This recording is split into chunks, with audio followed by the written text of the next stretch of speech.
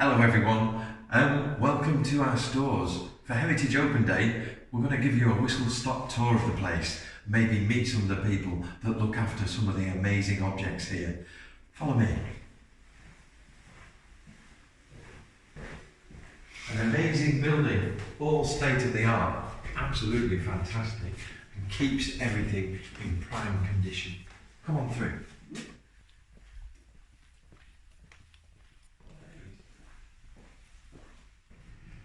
So here we are in the Geology store, and I don't know anything about this, so we better ask Don.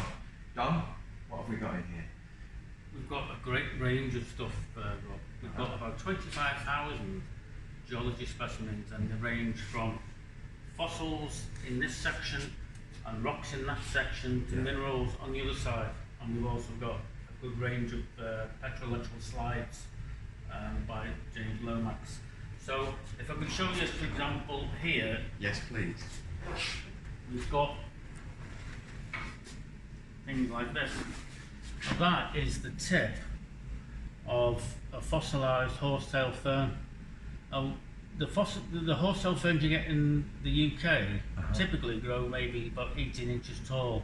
This one would have been something like about 60-70 feet, about 20 metres tall. Good so Lord. A huge thing, and it lived quite a long time ago, as you can appreciate. We've got a good range of belemnites and nautiloids and corals,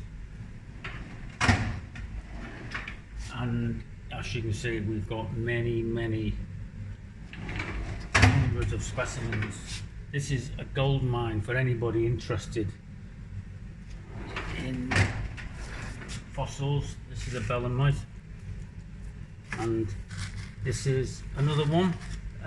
Very similar animals.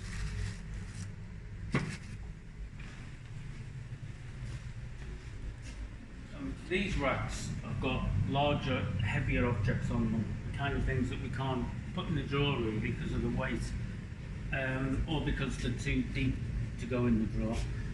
And this is a range of ammonites, and you can see that they're in various conditions. This one is a worked example. This has been polished. The others are more natural. This is not a fossil, but a stalagmite, and that would have been in a cave at one point. And on the top we've got some nice samples of minerals. So you've got a spherolite there and some bits of quartz. So nice range of stuff. So what's in the drawers? Well, let's pick one at random. This is calcite, but as you can see, it exists in lots of different forms. Yeah. It's quite interesting how some of these minerals can look so different. It depends what's with them and what the mineral was subjected to, you know, the heat, etc. And it can end up looking like that or like this. It's just quite different. Yeah, different colours too. Yeah. Oh, look at that. Crystals are amazing. Big chunky crystals. So Don, what have we got in these cabinets? On this side of the store, we've got rocks, and at this end of the rock collection, we've got some coal balls. Coal balls? Yeah. What are coal balls? Well, they were formed from coal and minerals in a quite unique way, and there's been lots of discussion over the years about how actually they did form and what they were composed of. If you cut them open, you see that one's been mounted previously, that's what they look like, and they tend to have a coaly sort of smell. But what's interesting about coal balls, besides the fact that this is a really good area for them, the northwest of England, is that when you cut them into very thin slices and grind them down, you actually get the remains of plants. And James Lomax, whose collection this is, was a specialist in this kind of work, and in the early 1900s he would have charged quite a bit for these slides because they were very labour intensive. He would spend days grinding each slide, and apparently they were about 1/6 of a millimetre thick, and then he would put them between two pieces of glass, and you can actually identify the plants by looking at the cells. So these have actually got names. That's Sphenosphilum dawsoni, for example, and they're the remains of ancient plants from a couple 100 million years ago. That's amazing. The other collection I look at here is the spirit store, so why don't we go and have a look at that? Great, yeah, Okay. I'll follow you.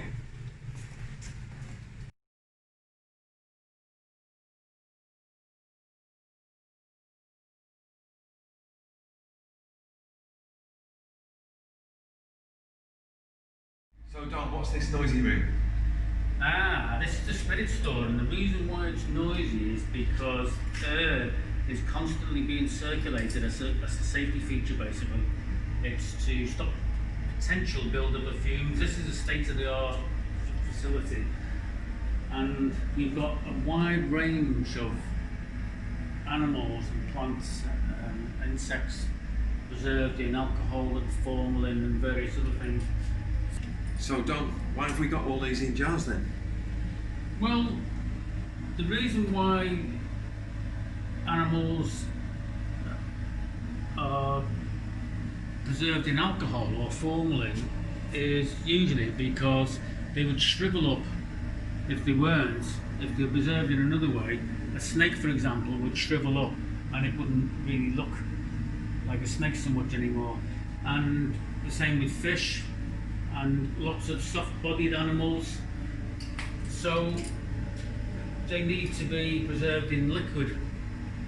And a lot of our material was obtained from Flatters and Garnet. When that closed, it was a Manchester company that traded in supplying material in spirit for school and university teaching, etc. And we got a lot of material from them, and we've had a lot of donations over the years from people who've been to various parts of the world and brought things back and then asked us if we wanted them.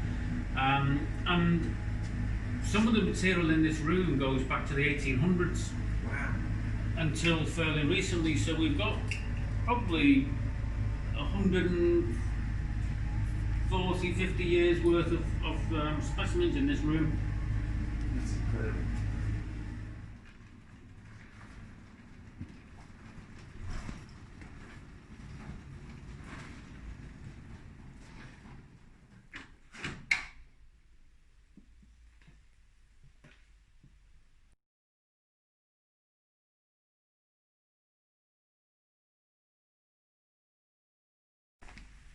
Hey Laura.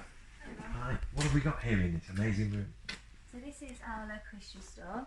So here we've got a lot of objects, social history. We've also got decorative art objects in here. So here you can see some stone objects and buildings. And have these come all from buildings in Bolton? Yeah, the most of them would have come from buildings in Bolton, yes. So most of the collection is from Bolton. It's in our collections policy to collect things from or relating to Bolton. And here we have some objects that are used by the fire service for a period of time, so fire buckets and hoses and things like that. We are on the decorative art rack, and Laura, what have we got in here? So down here we have got a mirror ball, and this was from the Hacienda in Manchester. The Club Hacienda. Club Hacienda. Fantastic. Tony Wilson's place. There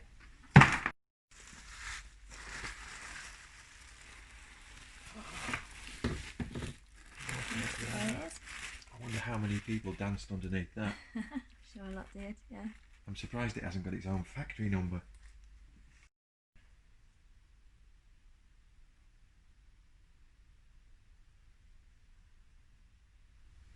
So we're going to have a look at our large object store now. Fab, lead the way.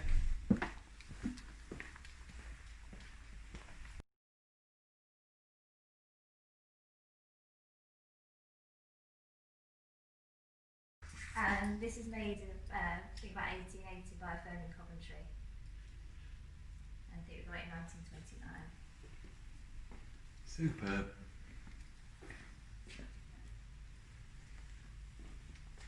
So many machines. Yeah, I've got lots of machines, got furniture, and got some chairs from Burndon Park. I wonder where this cash register was last used.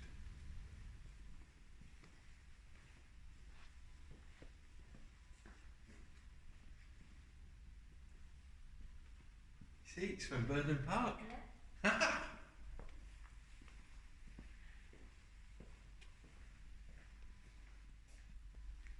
Wow, look at these.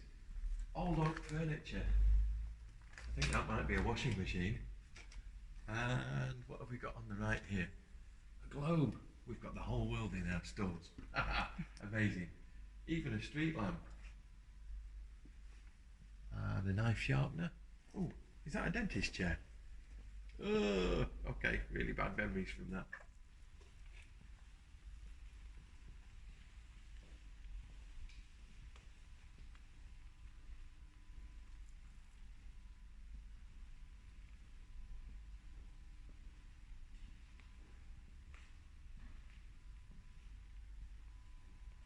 So Laura, what's this machine? This is a spinning mill, and it was made by Dobson and Barlow in 1927. And this was in the Bolton Institute of Technology, so it's used as a teaching tool. Wow. And the museum acquired it in 1966. 1966? Yes. And do you think it could ever run again? And possibly, we have all the parts, and it would have been running at the Institute of Technology, so it's possible. So in theory, we could get it going again. In theory, we could, yeah. Wow, fantastic.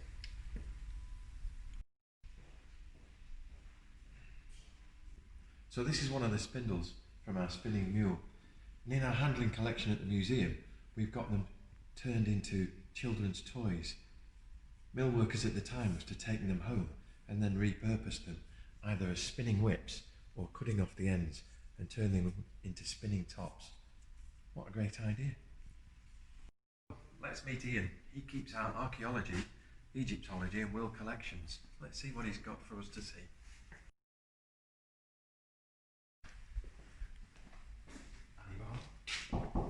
Candy. Hi Ian. Come on in. Another part of the stores. What's in this room? This is the Archaeology, Egyptology and World Cultures room. We called it the Barlow store. So in here you've got about 10,000 objects from Egypt, the ones that aren't on display in the new galleries. You've also got about 5,000 objects from World Cultures and about 2,000 objects from the archaeology around the world as well. So many. Brilliant. So Ian, what have we got on the racks here? Here. Yeah. This is a lot of the pottery from Egypt, and then at the bottom we've got temple reliefs. So this one in particular is from Abydos, from the temple enclosure of Amenhotep III. So some really nice limestone fragments from those temples. Lots of different types of pottery from the pre-dynastic right up to the late period.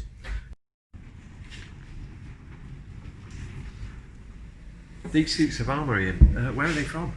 So the one on the left is obviously Japanese samurai armour from the late 1800s. The one on the right is from Kiribati, so that's coconut armour, so made from coconut fibres. So that's really cool. And there's research that's been going on about this type of armour as well from researchers at the British Museum. And they've worked out that actually this particular piece is quite interesting because it was originally a pair of pants. Wow. And so it's been then turned into a top. So someone's head's going through the crotch.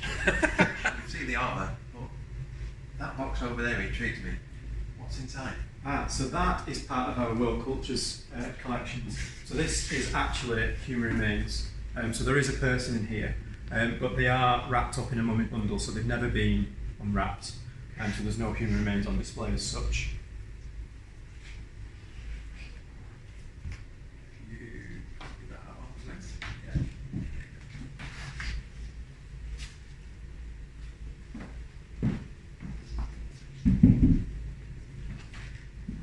So inside there's a human being. There is.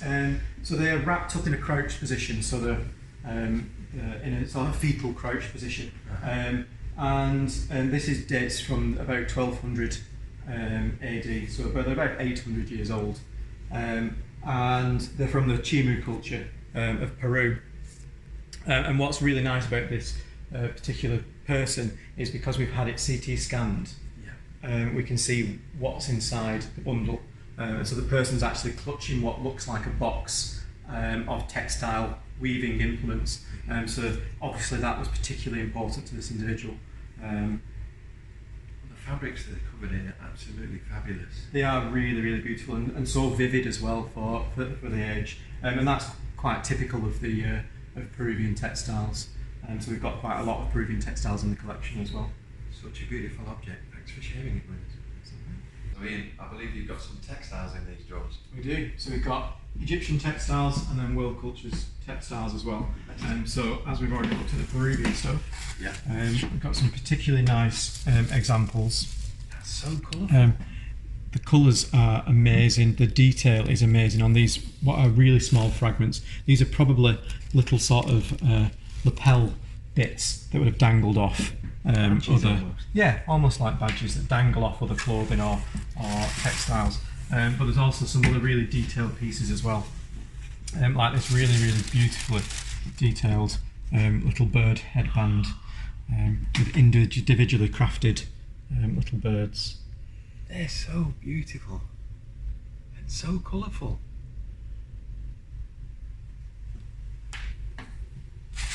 So Ian, thank you so much for showing us around. It's been absolutely brilliant. It's my pleasure. Great. And thank you for joining us on Heritage Open Day. Hope to see you again soon. From Bolton Library Museum Service, bye bye.